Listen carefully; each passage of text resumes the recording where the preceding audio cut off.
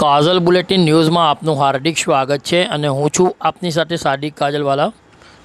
દર્શક મિત્રો, ઇસ્લામી કેલેન્ડર મુજબ મુસ્લિમ સમાજના નવા વર્ષ હિજરી 1448ની શરૂઆત સાથે પવિત્ર મોહર્રમ માસનો પ્રારંભ થયો છે અને આવતીકાલથી શહેરના વિવિધ વિસ્તારોમાં તાજિયા સ્થાપના તેમજ મસ્જિદોમાં ધાર્મિક વાયઝ તકરીરોના કાર્યક્રમો શરૂ થવાના છે। આગામી તારીખ 26 જૂન શુક્રવારના રોજ યૌમે આશુરા નિમિત્તે શહેરના વિવિધ વિસ્તારોમાંથી તાજિયાના જુલુસ નીકળશે અને પરંપરાગત રીતે તાજિયાનું વિસર્જન કરવામાં આવશે।